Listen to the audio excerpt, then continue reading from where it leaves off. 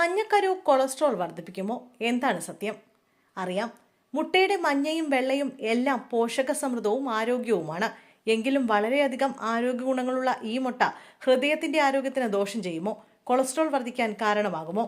മനുഷ്യ ശരീരത്തിലെ കോശങ്ങളുടെ ഘടന, ഹോർമോൺ ഉൽപാദനം, തലച്ചോറിന്റെ പ്രവർത്തനം ഇവയെല്ലാം ആരോഗ്യകരമായ രോഗപ്രതിരോധ സംവിധാനത്തിന് അത്യന്താപേക്ഷിതമാണ്.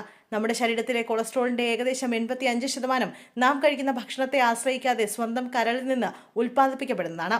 എല്ലാ കൊളസ്ട്രോളും ചീത്തയല്ല. ശരീരത്തിലെ കൊളസ്ട്രോൾ 2 തരം ലിപ്പോപ്രോട്ടീനാണ് വഹിക്കുന്നത്.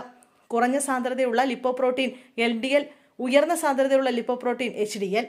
ഇതിൽ LDL കൊളസ്ട്രോൾ ധമനികളിൽ പ്ലാക്ക് അടിഞ്ഞുകൂടാൻ ഇടയാക്കുന്നതിനാൽ LDLനെ പലപ്പോഴും മോശം കൊളസ്ട്രോൾ എന്ന് വിളിക്കുന്നു. ഇത് ഹൃദ്രോഗ സാധ്യത വർദ്ധിപ്പിക്കുന്നു. നേരെ മറിച്ച് HDL നല്ല കൊളസ്ട്രോളായി കണക്കാക്കുന്നു. കാരണം ഇത് ധമനികളിൽ നിന്ന് കൊളസ്ട്രോൾ നീക്കം ചെയ്ത് കരളിലേക്ക് വേണ്ട പുനരുപയോഗത്തിന് വേണ്ടി കൊണ്ടുപോകാൻ സഹായിക്കുന്നു. ശരീരത്തിലെ ഹാനികരമായ കൊളസ്ട്രോളിന്റെ അളവ് വർദ്ധിപ്പിക്കാൻ സാധ്യതയുള്ള ഘടകങ്ങൾ ട്രാൻസ്ഫാറ്റുകളും അമിതമായ പൂരിത കൊഴുപ്പുകളുമാണ്.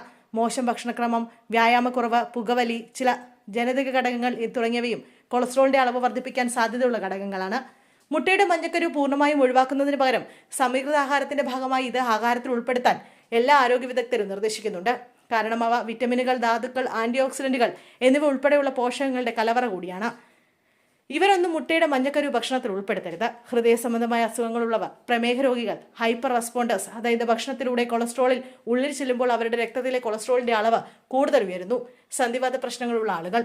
മിതമായ അളവിൽ കഴിക്കുമ്പോൾ മുട്ടയുടെ മഞ്ഞക്കരു ആരോഗ്യകരമായ ഭക്ഷണത്തിന്റെ ഭാഗമാകാം. കൂടാതെ മുട്ടയിൽ അടങ്ങിയിരിക്കുന്ന കൊളസ്ട്രോൾ മിക്കവർക്കും ദോഷകരമല്ല. എങ്കിലും ആരോഗ്യ പ്രശ്നങ്ങളുള്ളവർ മുട്ട ആഹാരത്തിൽ ഉൾപ്പെടുത്തുമ്പോൾ ശ്രദ്ധിക്കേണ്ടതാണ്.